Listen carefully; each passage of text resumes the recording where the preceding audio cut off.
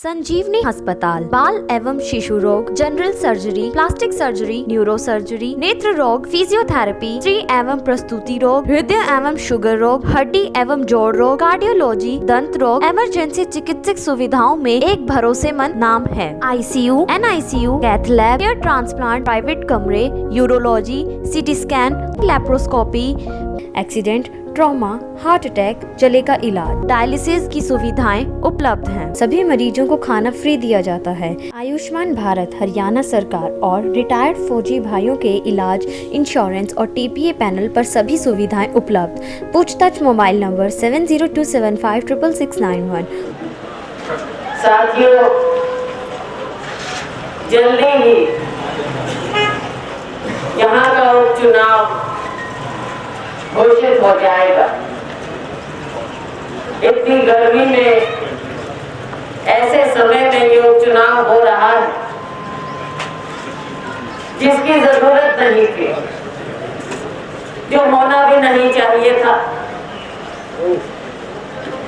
आपने यहाँ से अपना नुमाइंदा चुनकर भेजा था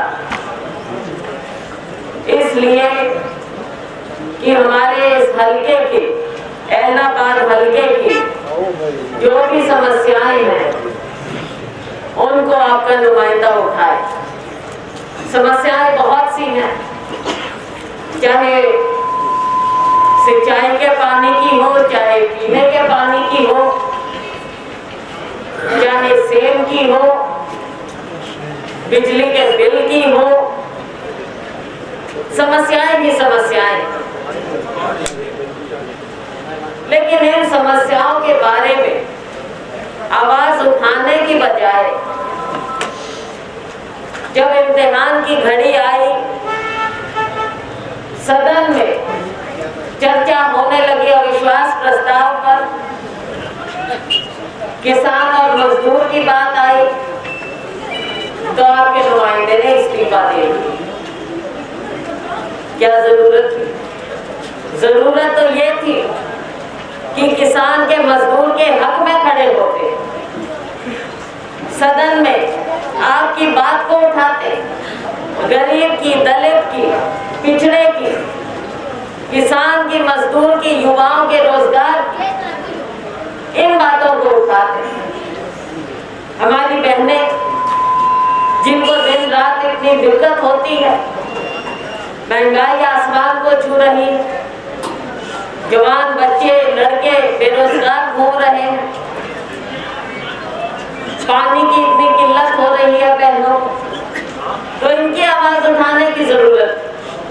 कांग्रेस पार्टी अविश्वास प्रस्ताव लाई थी सरकार के खिलाफ, इस जन विरोधी भारतीय जनता पार्टी की सरकार के खिलाफ, लेकिन बड़ी आसानी से इस्तीफा दे दिया क्योंकि लोगों के साथ खड़ा नहीं होना था, और कहा कि हम तो किसानों के लिए इस्तीफा दे रहे हैं। और फिर भारतीय जनता पार्टी को मौका दे दिया सदन। अब भारतीय जनता पार्टी के बारे में, इस सरकार के बारे में, मोदी खट्टर सरकार के बारे में जहां भी हम जाते हैं, अपने राज्य की बात करें, हरियाणा की बात करें, जहां भी हम जाते हैं, हर एक इंसान की जबान से उसके दिल की आवाज निकलती है कि ये तो गलती हो गई, इन्होंने ऐसा झूठा नारा दिया, 75 पार लोगों को लगा कि इनकी सरकार बनेगी और भाई कहानी ऐसी होगी।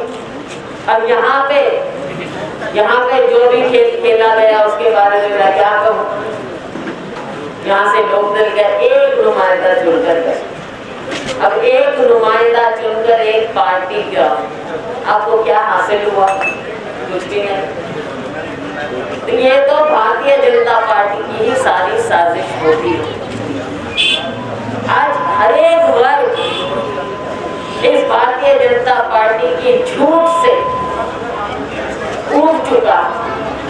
विकास नाम की कोई चीज नहीं है, चाहे गांव में चले जाएं, चाहे शहर में चले जाएं। विकास तो दूर की बात है। आम जनता इतनी इतनी बुरी तरह से आज त्रस्त है और उनकी आवाज सुनने वाला कोई नहीं, उनकी आवाज उठाने वाला नहीं। केवल कोई आपकी आवाज, लोगों की आवाज उठाते हैं तो वो कांग्रेस पार्टी उठा रही है। अभी कल हमारी पार्टी के साथियों ने सभी ने मिलकर सरसा में धरना प्रदर्शन किया, मेमोरेंडम दिया राज्यपाल महोदय के नाम, क्योंकि इस सरकार ने हमारे किसान मजदूरों पर कहर ढा रखा है। और अगर किसान मजदूर अपनी आवाज उठाना चाहते हैं तो उन पर लाठियों की बौछार होती, पानी की बौछार होती है, गंदे पानी की। तो रोहतक में अभी जो किसानों पर लाठीचार्ज हुआ, इतनी बर्बरतापूर्ण, उसके खिलाफ कल कांग्रेस पार्टी ने अपना मेमोरेंडम दिया। कांग्रेस ने पहले दिन से, जब तक किसान आंदोलन तो शुरू भी नहीं हुआ, कांग्रेस के नेता, हमारे नेता राहुल गांधी जी ने शुरू में ही कह दिया था कि ये तीनों काले कानून देश के लिए, किसान मजदूर अन्नदाता के लिए घातक साबित हो। और हमारा किसान मजदूर आज मजबूर है, सड़क पर बैठा, ठंड में, गर्मी में, सिर्फ अपनी आवाज उठाने के लिए। इस बहरी अंधी सरकार की आंखें खोलने के लिए, उनके कान खोलने के लिए, लेकिन ये सरकार सुनना नहीं चाहती, जिद पर अड़े हुए हैं।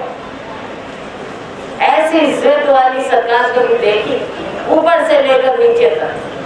जब जबान खोलते हैं कहते हैं ये तीनों कानून वापस नहीं करेंगे। किसने मांग की थी आपसे ये कानूनों के लिए?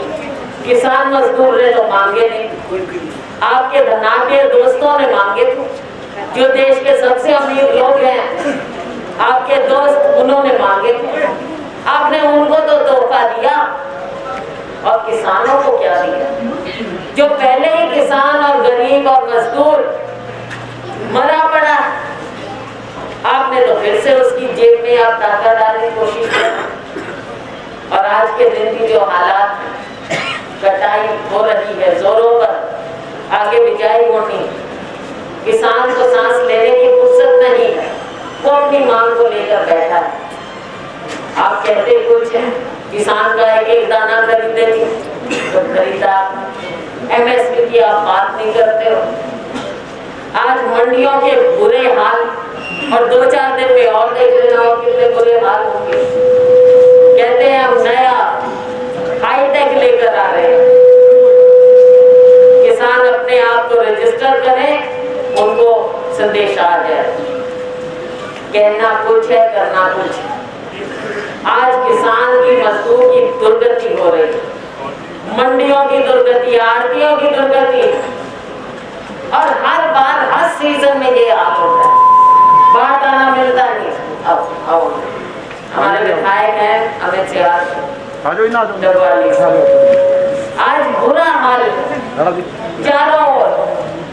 तो साथियों, ऐसे समय में जब ये बाई इलेक्शन हमारे ऊपर थोप दिया गया, तो ये कौन सा लोगों के साथ इंसाफ?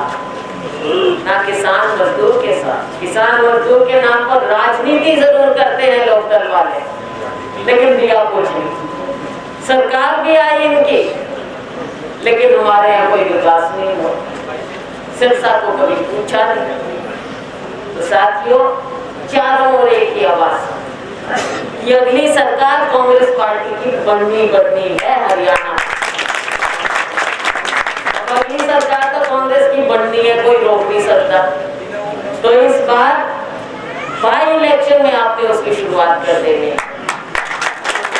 और ये सेहरा ऐलनाबाद के लोगों को जाएगा, ऐलनाबाद हल्के के लोगों की आपने नई दिशा दिखाई। इस सरकार को भी, जन विरोधी भारतीय जनता पार्टी सरकार को भी, और उन लोगों को जो किसानों के नाम पर राजनीति जरूर करते हैं, लेकिन किसानों के हितैषी नहीं। तो आने वाला समय, अभी चुनाव घोषित नहीं हुआ है, लेकिन जैसे ही होगा सभी लोगों ने कमर कस लेनी है। और मैं खास तौर से उन लोगों को कह रही हूँ, मेरे साथियों को, कांग्रेस पार्टी की रीढ़ के हड्डी जो है, हमेशा कांग्रेस का झंडा आपने बुलंद किया, मेहनत की है, पसीना बहाया, इस कांग्रेस पार्टी के मेरे साथी। और मैं आपको कहती हूँ, पूरा विश्वास दिलाती हूँ बतौर कांग्रेस अध्यक्ष कि आगे सरकार कांग्रेस की आएगी, हमारे सभी कार्यकर्ताओं का पूरा पूरा मान ये आने वाला वक्त बताएगा। तो साथियों, बहुत सुनहरा मौका, मेरे मीडिया के साथी हैं, पूछते हैं कि चुनाव में क्या होगा, कांग्रेस क्या करेगी, कैसे होगा। तो मैं यही कहती हूँ कि आप देखते जाओ जिस मजबूती से लोग कांग्रेस का साथ देंगे, क्योंकि लोगों के मन में कांग्रेस है। यहाँ पर खास तौर से जहाँ हम खड़े, मैं तो याद कर रही थी पुराना समय, मेरे पिताजी के समय, उसके बाद मैंने जब 88 में चुनाव लड़ा, उस समय से आप लोगों ने साथ दिया है कांग्रेस। मैं तो खुद पार्टी की ओर से भी और अपने निजी रूप से भी, व्यक्तिगत रूप से भी आप लोगों का किन शब्दों में शुक्रिया करता। आप कांग्रेस के साथ खड़े हो। आपसे यही उम्मीद करती कि सभी लोग मिलजुल कर जब भी चुनाव आएगा, वो चुनाव हम सब मिलकर ये चुनाव लड़ेंगे, कांग्रेस पार्टी का झंडा फिर से यहाँ पर गाड़ेंगे और उसे बुलंद करेंगे। सोनिया जी के, राहुल जी के निर्देश पर इन्हीं शब्दों के साथ आप सभी का बहुत बहुत धन्यवाद।